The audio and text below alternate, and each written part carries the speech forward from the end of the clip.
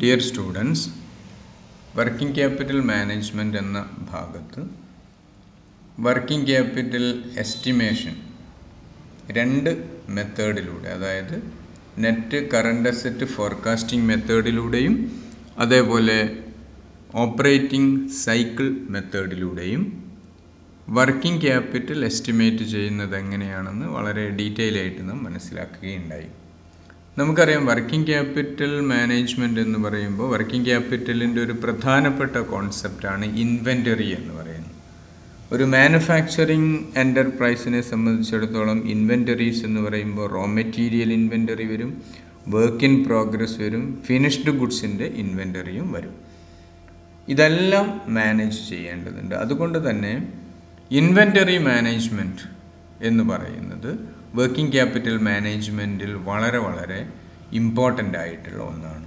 അതുകൊണ്ട് തന്നെ ഇന്നത്തെ ക്ലാസ് FM 6.6 ഇൻവെൻ്ററി മാനേജ്മെൻറ്റുമായി ബന്ധപ്പെട്ട ഏതാനും വസ്തുതകളാണ് നമ്മൾ മനസ്സിലാക്കാൻ വേണ്ടി ശ്രമിക്കുന്നത്. Management of inventory. The term inventory refers to stock. In a trading enterprise, stock refers to, or inventory refers to, stock of finished goods. But in a manufacturing enterprise, inventory includes stock of raw material, stock of work in progress, and stock of finished goods. Management of inventory is vital for every business enterprise. If a firm carries too much inventory, it is an unnecessary tied up of cash and the firm may run out of cash. If a firm carries too little inventory, it may result in loss of sales and consequently may create customer dissatisfaction. In other words, the investment in inventory should not be too large and it should not be too small. It should be optimum. Therefore, a proper management and control of inventory is inevitable. Inventory management refers to management of inventory. It is the sum total of all those activities needed for the acquisition, storage, and usage of inventories. It must be done in an effective and efficient manner. Our home is a best example for inventory management. നമുക്കറിയാം, നമ്മുടെ വീട്ടിൽ പാല് സാധാരണയായി നമ്മൾ purchase ചെയ്യുന്നത് അല്ലെങ്കിൽ purchase ചെയ്ത് stock ചെയ്യുന്നത് ഡെയിലി ബേസിസിലാണ്. ഓരോ ദിവസവും പാല് വാങ്ങിക്കുകയാണ് സാധാരണഗതിയിൽ ചെയ്യാറ്. അതേസമയം പച്ചക്കറി, പഴങ്ങൾ തുടങ്ങിയ ഉൽപ്പന്നങ്ങൾ 3-4 ദിവസത്തേക്ക് അല്ലെങ്കിൽ ഒരാഴ്ചത്തേക്കുള്ള തോതിൽ അല്ലെങ്കിൽ വീക്ക്ലി ബേസിസിലാണ് പലപ്പോഴും നമ്മൾ വാങ്ങിക്കുക. എന്നാൽ ഗ്രോസറി ഐറ്റംസ്, അരി, ധാന്യങ്ങൾ ഒക്കെ മന്ത്ലി ബേസിസിലായിരിക്കും പർച്ചേസ് ചെയ്യുന്നത്. അപ്പോൾ ഓരോ ഐറ്റത്തിൻ്റെയും പ്രാധാന്യം, അതിൻ്റെ യൂസേജ് മനസ്സിലാക്കിക്കൊണ്ടാണ് അവയൊക്കെ നമ്മൾ വീട്ടിൽ സ്റ്റോക്ക് ചെയ്യുന്നത്. അപ്പോൾ വീടെന്ന് പറയുന്നത് ഇൻവെൻ്ററി മാനേജ്മെൻറ്റിനുള്ള ഒരു പ്രധാനപ്പെട്ട ഒരു എക്സാമ്പിളായിട്ട് നമുക്ക് ചൂണ്ടിക്കാണിക്കാൻ സാധിക്കും. Then what are the important objectives of inventory management? First one, to ensure adequate inventories for smooth functioning of the organisation. സ്ഥാപനത്തിൻ്റെ സ്മൂത്ത് ഫങ്ഷനിങ് സാധ്യമാക്കുക എന്നുള്ളത് ഒരു പ്രധാന ഒബ്ജക്റ്റീവാണ്. Second one, to ensure minimum investment of funds in the inventories. സ്റ്റോക്കിന് മീതെ, ഇൻവെൻ്ററിക്ക് മീതെ അനാവശ്യമായി ഫണ്ട് ഐഡിലായി കിടക്കുന്ന ഒരു അവസ്ഥ ഒഴിവാക്കുക. Third one, to minimise the cost of ordering and carrying inventories. അപ്പോൾ ഇൻവെൻ്ററിയായി ബന്ധപ്പെട്ട രണ്ട് പ്രധാന കോസ്റ്റാണ് അവിടെ സൂചിപ്പിക്കുന്നത്. ഓർഡറിങ് കോസ്റ്റും കെയറിയിങ് കോസ്റ്റും. ആ കോസ്റ്റ്, ഓർഡർ ചെയ്യാനുള്ള കോസ്റ്റും ഓർഡർ ചെയ്ത് ആ സ്റ്റോക്ക് അല്ലെങ്കിൽ ആ ഐറ്റംസ് നമ്മൾ സൂക്ഷിക്കുന്നതുമായി ബന്ധപ്പെട്ടുള്ള കോസ്റ്റും, ആ കെയറിയിങ് കോസ്റ്റ് അല്ലെങ്കിൽ ഹോൾഡിംഗ് കോസ്റ്റ്, ഇവ രണ്ടും മിനിമൈസ് ചെയ്യുന്ന രീതിയിലായിരിക്കണം നമ്മൾ ഇൻവെൻ്ററി മാനേജ് ചെയ്യേണ്ടത്. Then fourth one, to maximize the profitability and thereby maximize shareholders wealth. Profitability, cost minimize ചെയ്യുക എന്ന് പറയുമ്പോൾ തന്നെ പ്രോഫിറ്റബിലിറ്റി മാക്സിമൈസ് ചെയ്യുക, ഷെയർ ഹോൾഡേഴ്സ് വെൽത്ത് മാക്സിമൈസ് ചെയ്യുക എന്നുള്ളതാണ്. Fifth one, to avoid over stocking and under stocking. The stock to be maintained by every enterprise must be the optimal stock ആയിരിക്കണം. It should not be over stock. അതുപോലെ under സ്റ്റോക്കിങ്ങും പാടില്ല. Sixth one, to ensure that the firm is free from cash crisis. അനാവശ്യമായ രീതിയിൽ cash ഇൻവെൻ്ററിക്ക് മീതെ invest ചെയ്ത് fund ഐഡിലായി കിടക്കുന്ന ഒരു സാഹചര്യം ഉണ്ടാകുക, അല്ലെങ്കിൽ അതുവഴി ക്യാഷ് ക്രൈസിസ് സ്ഥാപനത്തിൽ ഉണ്ടാകുക, അത് ഒഴിവാക്കുക എന്നുള്ളത് ഇൻവെൻ്ററി മാനേജ്മെൻറ്റിൻ്റെ ഒരു പ്രധാന ഒബ്ജക്റ്റീവാണ്. Seventh one, to minimise the losses due to obsolescence, pilferage, wastage etcetera. ശരിയായ രീതിയിൽ സൂക്ഷിക്കാൻ പറ്റാത്ത രീതിയിൽ പിൽഫറേജ്, അതുപോലെ വേസ്റ്റേജ്, അതുപോലെ ഫാഷനിലൊക്കെ ചേഞ്ച് സംഭവിക്കുക വഴി ഉണ്ടാകുന്ന ആ നഷ്ടങ്ങൾ, അതൊക്കെ പരമാവധി കുറയ്ക്കുക എന്നുള്ളത് ഇൻവെൻ്ററി മാനേജ്മെൻറ്റിൻ്റെ ഒബ്ജക്റ്റീവാണ്. Then eighth and last one, to ensure quality products to the customers at reasonable prices. കസ്റ്റമേഴ്സിന് ന്യായമായ വിലയ്ക്ക് റീസണബിൾ പ്രൈസസിൽ ക്വാളിറ്റി പ്രോഡക്റ്റ് സപ്ലൈ ചെയ്യുക എന്നുള്ളതും ഇൻവെൻ്ററി മാനേജ്മെൻറ്റിൻ്റെ ഒരു പ്രധാന ഒബ്ജക്റ്റീവ് ആകുന്നു. Then let us see motives for holding inventory. എന്തൊക്കെ ആവശ്യത്തിന് വേണ്ടിയിട്ടാണ് നമ്മളിങ്ങനെ ഇൻവെൻ്ററി മെയിൻറ്റെയിൻ ചെയ്യുന്നത്? For what purposes an organisation holds inventory? പ്രധാനമായി 3 മോട്ടീവോടുകൂടി, 3 പ്രേരണയോടുകൂടി, 3 ഉദ്ദേശത്തോടു കൂടിയാണ് ഏതൊരു സ്ഥാപനവും സ്റ്റോക്ക് ഹോൾഡ് ചെയ്യുന്നത്, ഇൻവെൻ്ററി ഹോൾഡ് ചെയ്യുന്നത്. നമുക്ക് നോക്കാം. ഫസ്റ്റ് വൺ, ട്രാൻസാക്ഷൻ മോട്ടീവാണ്. എന്താ ട്രാൻസാക്ഷൻ മോട്ടീവ്? ഈ ട്രാൻസാക്ഷൻ മോട്ടീവ് കൊണ്ട് ഉദ്ദേശിക്കുന്നത് inventory is held to meet the day to day requirements of sales, production process, customer demand etcetera. ഒരു സ്ഥാപനത്തിലുള്ള ഡേ ടു ഡേ ആയിട്ടുള്ള sales requirements, production process, customer demand, ഇവയൊക്കെ meet ചെയ്യുക എന്നുള്ളത് ഒരു പ്രധാനപ്പെട്ട ഒരു കാര്യമാണ് ഒരു ബിസിനസ് എൻ്റർപ്രൈസിനെ സംബന്ധിച്ചിടത്തോളം. അതുകൊണ്ട് തന്നെ അത്തരത്തിലുള്ള ആ ഒരു മോട്ടീവോട് കൂടി ഇൻവെൻ്ററി ഹോൾഡ് ചെയ്യുന്നത്, അതാണ് ട്രാൻസാക്ഷൻ മോട്ടീവ് എന്നതുകൊണ്ട് ഉദ്ദേശിക്കുന്നത്. ക്ലിയർ?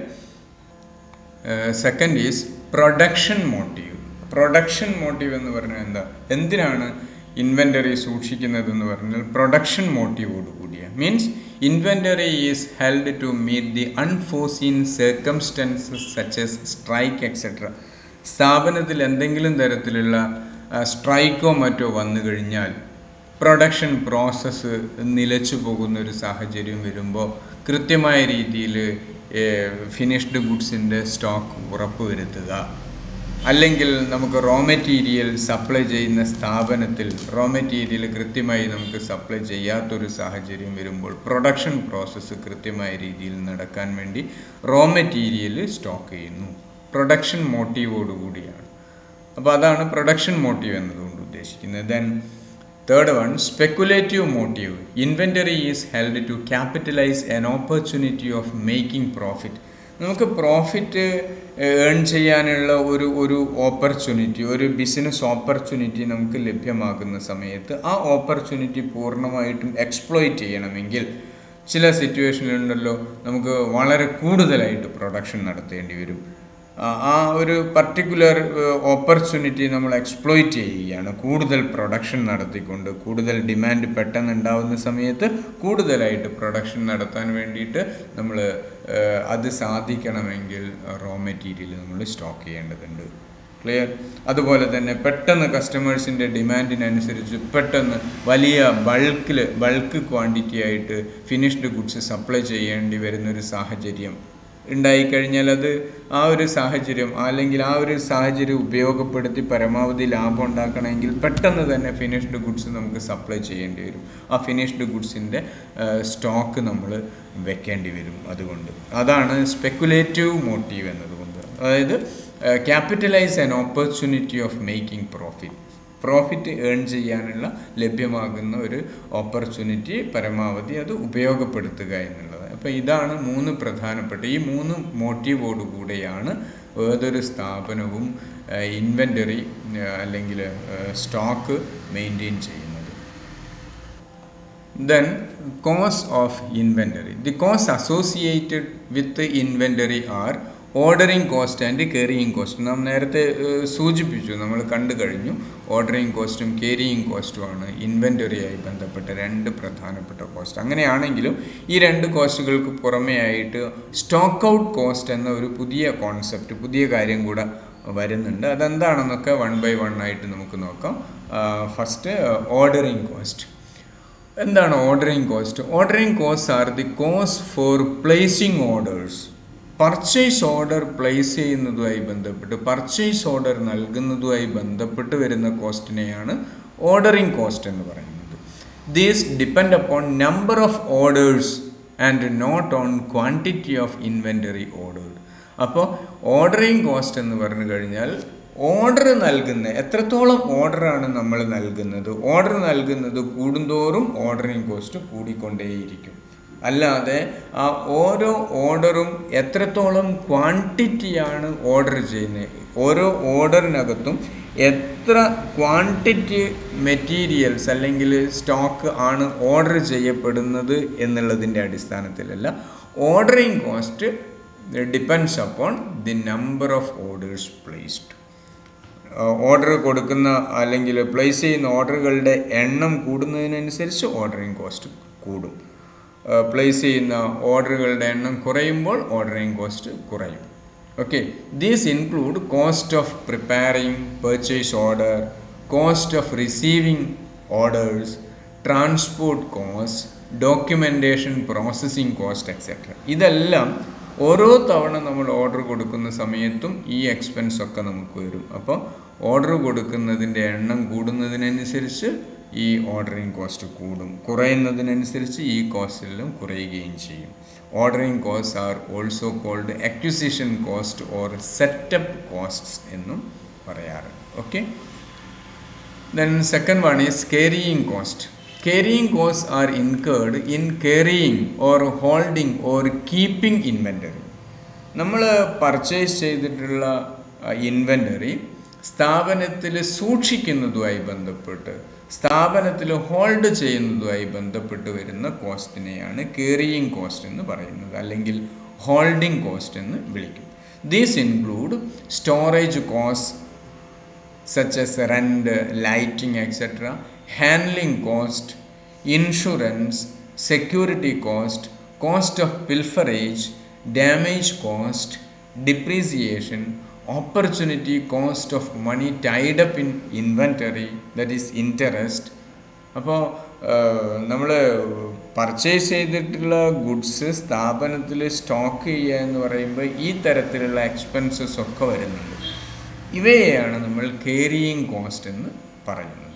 ഓക്കെ, ഈ രണ്ട് പ്രധാനപ്പെട്ട കോസ്റ്റുകളാണ് ഇൻവെൻ്ററി ഹോൾഡിംഗ് കോസ്റ്റ് ആയിട്ട് വരുന്നത്. കോസ്റ്റ് ഓഫ് ഇൻവെൻ്ററി എന്ന് പറയുമ്പോൾ പ്രധാനമായും വരുന്നത് ഓർഡറിങ് കോസ്റ്റും carrying കോസ്റ്റാണ്. ഈ രണ്ട് കോസ്റ്റ് അല്ലാതെ ചില മൂന്നാമതൊരു കോസ്റ്റും കൂടെ വരുന്നുണ്ടെന്ന് ഞാൻ സൂചിപ്പിച്ചു. എന്തായിരുന്നു? സ്റ്റോക്ക് ഔട്ട് കോസ്റ്റ് എന്ന് പറയും. എന്താ ഈ സ്റ്റോക്ക് ഔട്ട് കോസ്റ്റ്?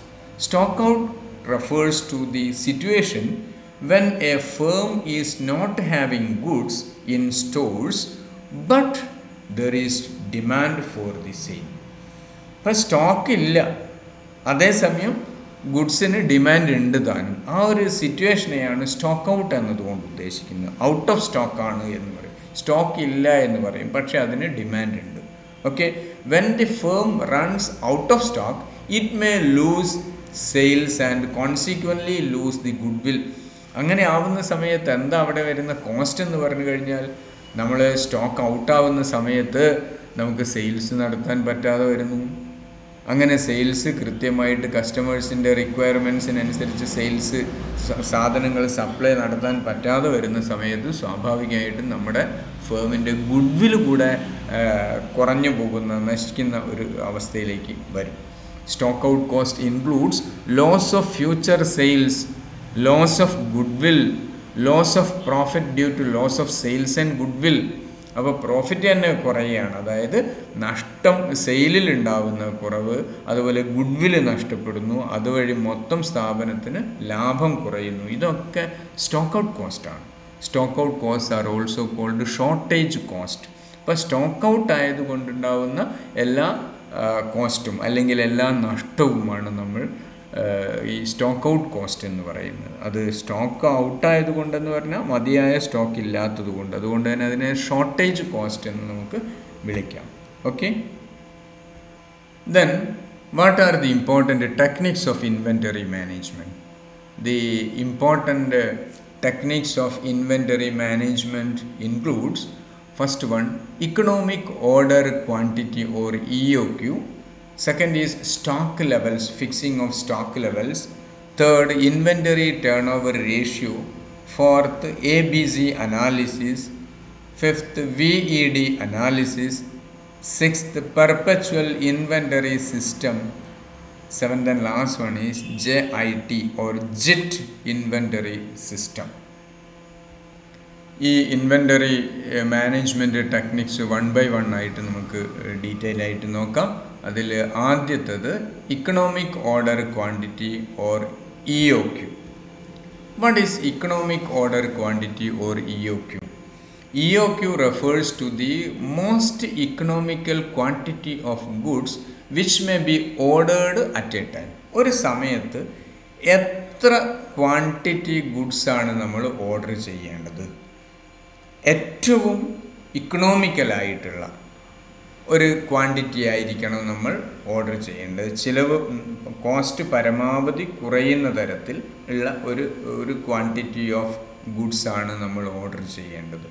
ആ കോസ്റ്റ് പരമാവധി കുറവ് വരുന്ന തരത്തിലുള്ള quantity of goods to be ordered, അതിനെയാണ് നമ്മൾ EOQ അല്ലെങ്കിൽ ഇക്കണോമിക് ഓർഡറിംഗ് ക്വാണ്ടിറ്റി എന്നതുകൊണ്ട് ഉദ്ദേശിക്കുന്നത്. It is the ordering quantity which minimises the total cost of inventory.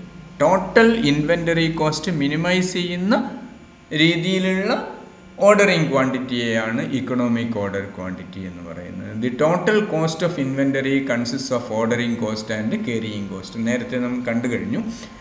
Inventory cost എന്ന് പറയുന്നതിൽ 2 പ്രധാനപ്പെട്ട കോസ്റ്റാണ് ഓർഡറിംഗ് കോസ്റ്റും ക്യാരിയിങ് കോസ്റ്റും. ഈ ടോട്ടൽ ഇൻവെൻ്ററി കോസ്റ്റായ ഓർഡറിംഗ് കോസ്റ്റും ക്യാരിയിങ് കോസ്റ്റും ചേർന്ന് കഴിഞ്ഞാൽ അത് ഏറ്റവും മിനിമം വരുന്ന രീതിയിലുള്ളൊരു ക്വാണ്ടിറ്റി ആയിരിക്കണം നമ്മൾ ഓർഡർ ചെയ്യേണ്ടത്. അതാണ് EOQ എന്ന് പറയുന്നത്. Ordering costs are those costs which are relating to the acquisition of goods. These include the cost of placing a purchase order. For example, transportation cost, salary of staff engaged in placing purchase order, salary of staff engaged in receiving and inspecting the goods, cost of stationery for the same, etc. ഇതൊക്കെ ഓർഡറിങ്ങുമായി ബന്ധപ്പെട്ട് നമ്മൾ goods order ചെയ്യുന്നതുമായി ബന്ധപ്പെട്ട് വരുന്ന expenses ആണ്. അതാണ് ഇവയെ ordering cost എന്ന് വിളിക്കുന്നത്. Okay, if the ordering quantity is larger the ordering cost will be less.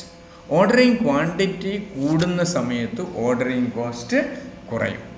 എന്താ ഓർഡറിംഗ് ക്വാണ്ടിറ്റി കൂടുന്ന സമയത്ത് ഓർഡറിംഗ് കോസ്റ്റ് കുറയുക എന്ന് പറഞ്ഞാൽ എന്താ അതുകൊണ്ട് ഉദ്ദേശിക്കുന്നത്? ഓർഡറിംഗ് ക്വാണ്ടിറ്റി കൂടുന്ന സമയത്ത് number of purchase orders to be placed will be less. അതുകൊണ്ട് തന്നെ ഓർഡറിംഗ് കോസ്റ്റും കുറവായിരിക്കും. ശരിയല്ലേ?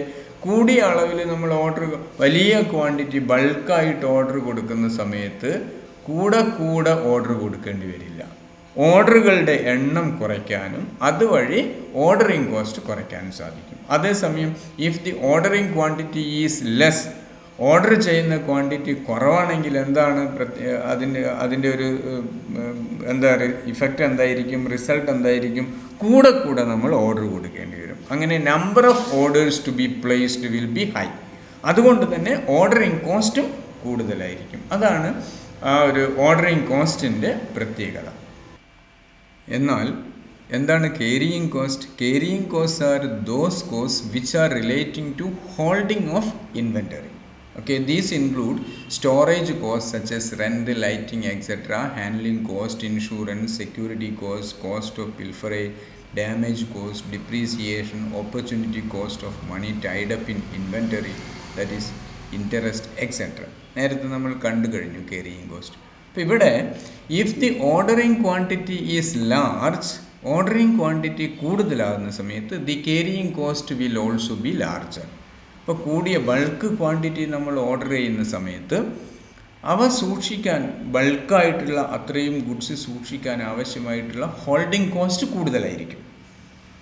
And if the ordering quantity is less, carrying cost will also be less. Ordering quantity കുറയുന്ന സമയത്ത് carrying cost കുറവ് മതി. നേരത്തെ ഓർഡറിങ് ക്വാണ്ടിറ്റി കൂടുന്ന സമയത്ത് നമ്മൾ നേരത്തെ മനസ്സിലാക്കിയിട്ടുണ്ടായിരുന്നു എന്തായിരുന്നു ഓർഡറിങ് കോസ്റ്റിൻ്റെ പ്രത്യേകത. ഓർഡറിങ് ക്വാണ്ടിറ്റി കൂടുന്ന സമയത്ത് ഓർഡറിങ് കോസ്റ്റ് കുറയുമെന്നാണ് പറഞ്ഞത്. എന്നാൽ ഓർഡറിങ് ക്വാണ്ടിറ്റി കൂടുന്ന സമയത്ത് carrying കോസ്റ്റ് കൂടുകയാണ് ചെയ്യുക. ക്ലിയർ? അതേപോലെ നേരെ തിരിച്ചും. അതുകൊണ്ട് EOQ എന്ന് പറഞ്ഞാൽ സത്യത്തിൽ EOQ is that quantity of inventory which optimise the ordering cost and carrying cost. അപ്പോൾ ഒരു ബൾക്ക് ക്വാണ്ടിറ്റി നമ്മൾ ഓർഡർ ചെയ്യുന്ന സമയത്ത് നമുക്ക് കൂടെ ഓർഡർ ചെയ്യേണ്ട ആവശ്യമില്ല. അതുകൊണ്ട് തന്നെ ഓർഡറിങ് കോസ്റ്റ് ബൾക്കായിട്ട് പർച്ചേസ് ചെയ്യുന്ന സമയത്ത് ഓർഡറിങ് കോസ്റ്റ് പരമാവധി കുറയ്ക്കാൻ സാധിക്കും. പക്ഷേ ബൾക്കായിട്ട് പർച്ചേസ് ചെയ്യുന്നത് കൊണ്ട് കൂടുതലായിട്ട് സാധനങ്ങൾ സൂക്ഷിക്കാനുള്ള ക്യാരി ചെയ്യാനുള്ള അല്ലെങ്കിൽ അതിനുള്ള ഹോൾഡിംഗ് കോസ്റ്റ് കൂടുതലായിട്ട് വരും. അപ്പോൾ ഹോൾഡിംഗ് കോസ്റ്റ് കൂടുതലാകാൻ പാടില്ല, അതേപോലെ ഓർഡറിങ് കോസ്റ്റും കൂടുതലാകാൻ പാടില്ല. അപ്പോൾ അത് രണ്ടും മിനിമം ആകുന്ന തരത്തിലുള്ള ഒരു പോയിൻ്റ്, ആ രണ്ടും മിനിമം ആകുന്ന തരത്തിലുള്ള ആ ലെവൽ ഓഫ് അല്ലെങ്കിൽ ആ ക്വാണ്ടിറ്റി ഓഫ് ഇൻവെൻ്ററിയാണ് നമ്മൾ ഓർഡർ ചെയ്യേണ്ടത്. അതിനെയാണ് EOQ എന്ന് പറയുന്നത്. ഓക്കെ, ഇനി എങ്ങനെയാണ് ഈ ഇക്കണോമിക് ഓർഡറിങ് ക്വാണ്ടിറ്റി കമ്പ്യൂട്ട് ചെയ്യുക എന്ന് നോക്കാം. Economic ordering quantity can be computed by using a formula that is square root of 2CO divided by I. ഇവിടെ C എന്നതുകൊണ്ട് ഉദ്ദേശിക്കുന്നത് ആനുവൽ കൺസംഷൻ ഓഫ് മെറ്റീരിയലാണ്, annual usage of inventory, annual usage of material. Okay. O എന്നതുകൊണ്ട് ഉദ്ദേശിക്കുന്ന cost of placing an order, ഒരു order place ചെയ്യുന്നതിന് വരുന്ന കോസ്റ്റാണ്. ഇവിടെ കൺസംഷൻ എന്തായിരുന്നു? ആനുവലാണ് എടുക്കേണ്ടത്. മന്ത്ലി അത് തന്നിട്ടുള്ളത് എങ്കിൽ അതിന് 12 കൊണ്ട് മൾട്ടിപ്ലൈ ചെയ്യണം. ആനുവൽ കൺസംഷൻ എടുക്കണം.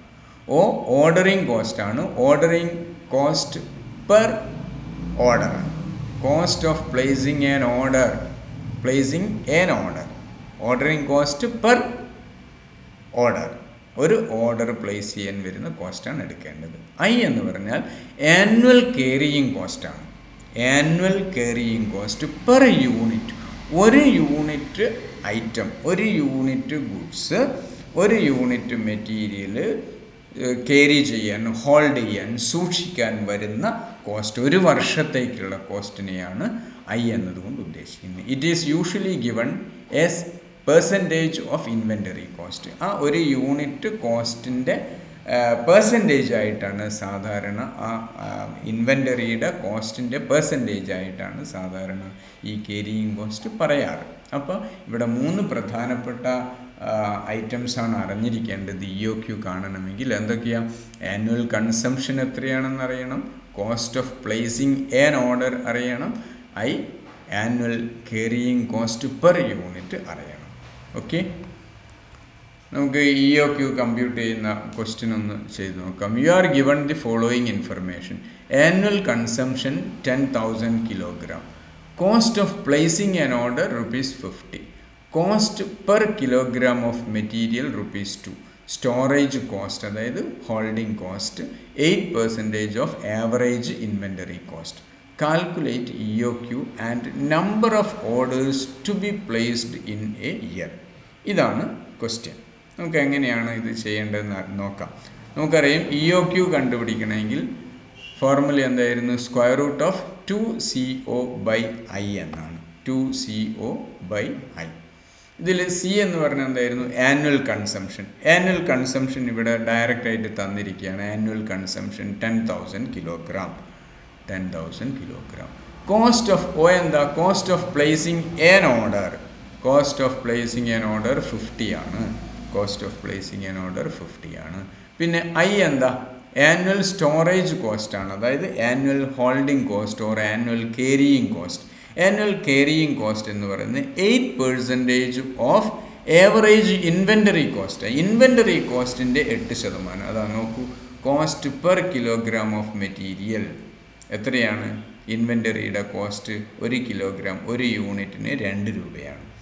അതിൻ്റെ 8% ആണ് സ്റ്റോറേജ് കോസ്റ്റ്. അപ്പോൾ 1 യൂണിറ്റ് മെറ്റീരിയലിൻ്റെ സ്റ്റോറേജ് കോസ്റ്റ് എന്ന് പറഞ്ഞാൽ 1 യൂണിറ്റ് മെറ്റീരിയലിൻ്റെ വിലയുടെ 8%. ക്ലിയർ? ഒരു വർഷത്തേക്ക്. അപ്പോൾ 8% of inventory cost. Inventory cost 2 ആണ്. 2 × 8% എന്ന് പറഞ്ഞാൽ 0.16 വരും. അപ്പോൾ EOQ is equal to square root of 2 × 10,000 × 50 divided by 0.16 means 2500 kilogram വരും. ഓക്കെ. അപ്പോൾ EOQ എന്ന് പറയുന്നത് 2500 കിലോഗ്രാമാണ്. 2500 കിലോഗ്രാം നമ്മൾ ഓർഡർ ചെയ്ത് കഴിഞ്ഞാൽ വരുന്ന ഓർഡറിങ് കോസ്റ്റും ക്യാരിയിങ് കോസ്റ്റും ഒക്കെ പരമാവധി മിനിമം ആക്കാൻ സാധിക്കുമെന്നർത്ഥം. ഓക്കെ. അതിൽ മറ്റൊരു ക്വസ്റ്റ്യൻ കൂടെ നമ്മളോട് പറഞ്ഞിട്ടുണ്ടായിരുന്നു. EOQ and number of orders to be placed in a year. ഒരു വർഷം എത്ര ഓർഡർ നമ്മൾ പ്ലേസ് ചെയ്യണം? അതെങ്ങനെയാണ് കണ്ടുപിടിക്കുക? ഒരു വർഷത്തെ consumption 10,000 കിലോഗ്രാമാണ്.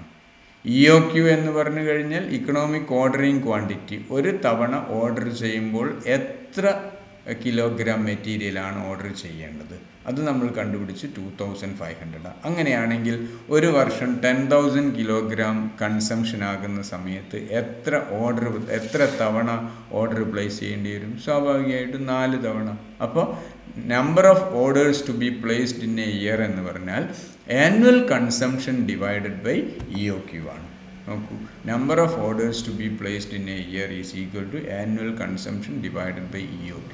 10,000 kilogram divided by 2500 kilogram, that is equal to 4 orders per year. ഒരു വർഷം 4 ഓർഡറാണ് നൽകേണ്ടി വരിക. ഓക്കെ. നമുക്ക് മറ്റൊരു കോൺസെപ്റ്റ് മനസ്സിലാക്കാൻ ശ്രമിക്കാം. Period order quantity or POQ. എന്താണ് പീരീഡ് ഓർഡർ ക്വാണ്ടിറ്റി? EOQ ആയി ബന്ധപ്പെട്ടുള്ള കാര്യം തന്നെ. POQ, period order quantity, refers to the time gap between 2 orders. 2 order കൊടുക്കുന്നതിനിടയിലുള്ള ടൈം ഗ്യാപ്പ്, ടൈം ഇൻ്റർവൽ, അതിനെയാണ് POQ എന്ന് പറയുന്നത്. In other words, it denotes order interval.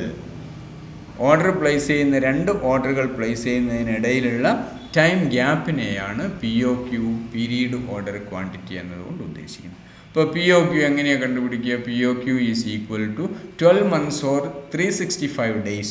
അതായത് number of days or number of months in a year divided by number of orders per year. Number of orders per year എങ്ങനെയാണ് കണ്ടുപിടിക്കുക എന്ന് തൊട്ട് മുൻപ് നമ്മൾ മനസ്സിലാക്കി. എന്തായിരുന്നു? Number of orders per year is equal to annual consumption divided by EOQ. അപ്പോൾ ഒരു വർഷം number of orders per year എന്ന് പറഞ്ഞാൽ നമുക്കറിയാമെങ്കിൽ അതിനെ ഈ 12 monthsനെ ആ നമ്പർ ഓഫ് ഓർഡേഴ്സ് കൊണ്ട് ഡിവൈഡ് ചെയ്താൽ, അല്ലെങ്കിൽ 365നെ നമ്പർ ഓഫ് ഓർഡേഴ്സ് കൊണ്ട് ഡിവൈഡ് ചെയ്ത് കഴിഞ്ഞാൽ 2 ഓർഡറുകൾക്കിടയിലുള്ള ഓർഡർ ഇൻ്റർവൽ അല്ലെങ്കിൽ ടൈം ഗ്യാപ്പ് എത്രയാണെന്ന് നമുക്ക് കണ്ടുപിടിക്കാൻ സാധിക്കും. ഓക്കെ. ഇപ്പോൾ POQ എന്താണെന്ന് ക്ലിയർ ആയല്ലോ. നമുക്കൊരു ക്വസ്റ്റ്യൻ ചെയ്ത് നോക്കാം. The annual demand for A product is 6,400 units. The unit cost is ₹6 and inventory carrying cost, അതായത് holding cost per unit is 25% of the average inventory cost. If the cost of procurement is ₹75, cost of procurement means ordering cost, is ₹75, determine EOQ, number of orders per annum and POQ. ഈ 3 കാര്യങ്ങളാണ് കണ്ടുപിടിക്കേണ്ടത്. നമുക്ക് ആദ്യം EOQ കണ്ടുപിടിക്കേണ്ടത് എങ്ങനെയാണെന്ന് നോക്കാം. EOQ is equal to square root of 2CO by I ആണ്. അപ്പോൾ ഇവിടെ നോക്കൂ, C എന്ന് പറയുന്നത് ആനുവൽ കൺസംഷൻ ആണ്. ആനുവൽ ഡിമാൻഡ് എത്രയ്ക്കാണ്? 6,400. അപ്പോൾ ആനുവൽ കൺസംഷൻ 6,400 ആണ്. C 6,400 ആണ്. O എന്ന് പറഞ്ഞാൽ ഓർഡറിങ് കോസ്റ്റ് ആണ്. ഓർഡറിങ് കോസ്റ്റ് എത്രയാണ്? ₹75 ആണ് ഓർഡറിങ് കോസ്റ്റ്. I എന്ന് പറഞ്ഞു കഴിഞ്ഞാൽ എത്രയാണ്? 25% ഓഫ് ആവറേജ് ഇൻവെൻ്ററി ആണ്. ആവറേജ് ഇൻവെൻ്ററി ₹6 ആണ്. അപ്പോൾ 6ൻ്റെ 25% എന്ന് പറഞ്ഞു കഴിഞ്ഞാൽ ₹1.50 വരും. നോക്കൂ, 6,400 units, ordering cost 75, I carrying cost അല്ലെങ്കിൽ സ്റ്റോറേജ് കോസ്റ്റ് എന്ന് പറയുന്നത് 1.5 വരും. അപ്പോൾ EOQ is equal to square root of 2 × 6,400 × 75 divided by 1.5 equal to 800 units കിട്ടും. ക്ലിയർ? EOQ 800 യൂണിറ്റ്സ് ആണ്. രണ്ടാമത്തെ ക്വസ്റ്റ്യൻ എന്തായിരുന്നു? Number of orders placed in a year. Number of orders to be placed in a year എന്താ formula? Annual consumption divided by EOQ ആണ്. Annual consumption എത്രയാണ്? 6400 ആണ്. Divided by EOQ 800. അപ്പോൾ 8 orders per year. അപ്പോൾ ഒരു വർഷം എത്ര ഓർഡർ പ്ലേസ് ചെയ്യുക? 8 ഓർഡേഴ്സ് ആണ്. അപ്പോൾ മൂന്നാമതായിട്ട് POQ അല്ലെങ്കിൽ ടൈം ഗ്യാപ്പ് ബിറ്റ്വീൻ 2 ഓർഡേഴ്സ്, അതായത് ഓർഡർ ഇൻ്റർവെൽ എങ്ങനെയാണ് കണ്ടുപിടിക്കുക? 12 months divided by 8 orders. 12 months അതായത് number of months in a year or number of days in a year divided by എന്താണ്? number of orders placed in a year. ഇവിടെ 8 orders ആണ്. 12 months divided by 8 orders is equal to 1.5 months. 1.5 മാസമാണ് time interval എന്ന് പറയും. ഇവിടെ 365 കൊണ്ടാണ് 365നെയാണ് 8 കൊണ്ട് divide ചെയ്യുന്നതെങ്കിൽ നമ്മൾ ഇതിന് പകരം ഡേയ്സ് എത്രയാണെന്ന് കിട്ടും. POQ അല്ലെങ്കിൽ ടൈം ഗ്യാപ്പ് ബിറ്റ്വീൻ 2 ഓർഡേഴ്സ് എന്ന് പറയുന്നത് 3 ഡേയ്സിലായിട്ട് നമുക്ക് ആൻസർ കിട്ടും. ക്ലിയർ? ക്വസ്റ്റ്യൻ ക്ലിയർ ആയല്ലോ? ആൻസർ ക്ലിയർ ആയല്ലോ? ദെൻ നമുക്ക് അടുത്തൊരു ക്വസ്റ്റ്യനിലേക്ക് നോക്കാം. എങ്ങനെയാണ് ചെയ്തിരിക്കുന്നത് നോക്കൂ. ABC Limited produces a product which has a monthly demand of 4000 units. The product requires a component Z which is purchased at ₹20. For every finished product, 1 unit of component is required. The ordering cost is ₹120 per order and the holding cost is 10% per annum. You are required to calculate EOQ, economic order quantity, number of orders per annum, POQ and D. If the minimum lot size to be supplied is 4000 units, what is the extra cost the company has to incur? അപ്പോൾ ഇവിടെ പുതുതായിട്ട് നാലാമതായിട്ടൊരു question തന്നിരിക്കുകയാണ്. അപ്പോൾ നമുക്ക് ആദ്യത്തേത് നിങ്ങൾക്കറിയാം EOQ, രണ്ടാമത് number of orders per annum അറിയാം, POQ അറിയാം. നമുക്ക് ആദ്യം ഈ 3 കാര്യങ്ങൾ കണ്ടുപിടിക്കാം, അതിന് ശേഷം നമുക്ക് നാലാമത്തതിലേക്ക് പോകാം. അപ്പോൾ ഇവിടെ EOQ കാണുന്നത് 2CO/I ആണ്. അപ്പോൾ ഇവിടെ എത്രയാണ് തന്നിരിക്കുന്നത് നോക്കൂ, മന്ത്ലി ഡിമാൻഡാണ് 4000 യൂണിറ്റ് ആണ്. അപ്പോൾ C എന്ന് പറയുന്നത് ആനുവൽ കൺസംഷനാണ്. അപ്പോൾ ഇതിനെ 4000നെ 12 കൊണ്ട് ഡിവൈഡ് ചെയ്യേണ്ടതുണ്ട്, 12 കൊണ്ട് മൾട്ടിപ്ലൈ ചെയ്യേണ്ടതുണ്ട്. അപ്പോൾ 4000 × 12 ആണ് C എന്ന് പറയുന്ന ആനുവൽ കൺസംഷൻ. ആനുവൽ കൺസംഷൻ നോക്കൂ എത്രയാണ്? യൂണിറ്റ്സ് ഇൻറ്റു 12 ആണ്. Into 12 equal to 48,000 unit. 48,000 unit ആണ് നമ്മുടെ ആനുവൽ കൺസംഷൻ എന്ന് പറയുന്നത്. ഓക്കെ, ഇനി നോക്കൂ O എന്താ? ഓർഡറിങ് കോസ്റ്റ് എന്തായിരുന്നു? The ordering cost is ₹120. Ordering cost 120 ആണ്. നോക്കൂ, ഓർഡറിങ് കോസ്റ്റ് 120 ആണ്. പിന്നീട് ക്യാരിയിങ് കോസ്റ്റ് എത്രയാണ്? അതായത് ഹോൾഡിംഗ് കോസ്റ്റ്, സ്റ്റോറിങ് കോസ്റ്റ് എന്ന് പറയും. സ്റ്റോറിങ് കോസ്റ്റ് എത്രയാണ് പറഞ്ഞിരിക്കുന്നത് നോക്കൂ. And the holding cost is 10% per annum. 10% ആണ്. ഒരു വർഷം 10%. ഏതിൻ്റെ 10%? മെറ്റീരിയൽ കോസ്റ്റിൻ്റെ, ഇൻവെൻ്ററി കോസ്റ്റിൻ്റെ. ഇൻവെൻ്ററി കോസ്റ്റ് എത്രയാണ്? 20 രൂപ. 20 രൂപയുടെ 10% എന്ന് പറയുമ്പോൾ 2 രൂപയാണ് I വരിക. ഇൻവെൻ്ററി കോസ്റ്റ് 2 രൂപയാണ്. അപ്പോൾ EOQ is equal to √2 × 48,000 × 120 divided by 2 എന്ന് പറഞ്ഞാൽ 2400 യൂണിറ്റാണ് EOQ വരുന്നത്. Okay, number of orders to be placed in a year, annual consumption divided by EOQ ആണെന്ന് നമുക്കറിയാം. അപ്പം 48,000 divided by 2400 is equal to 20 orders per year. ഒരു വർഷം 20 ഓർഡർ നമുക്ക് കൊടുക്കാം. Okay, POQ order time gap between 2 orders, അതായത് order interval is equal to, ഇവിടെ ഞാൻ ഡേയ്സിലാണ് കണ്ടുപിടിക്കുന്നത്, 365 days divided by 20 orders, 18 days എന്ന് കിട്ടും. ഓക്കെ, അപ്പോൾ മനസ്സിലാക്കുന്ന സമയത്ത് 0.5 മുകളിലായിട്ടുള്ള ഒരു വാല്യൂ ആണ് ഇവിടെ കിട്ടുക. ഓക്കെ, 18 ഡേയ്സ് ആണ് ഇവിടെ വരുന്നത്. ഇനി ഇവിടെ നാലാമതൊരു ക്വസ്റ്റ്യൻ ഉണ്ട്. എന്താണ്? If the minimum load size to be supplied is 4000 units, what is the extra cost the company has to incur?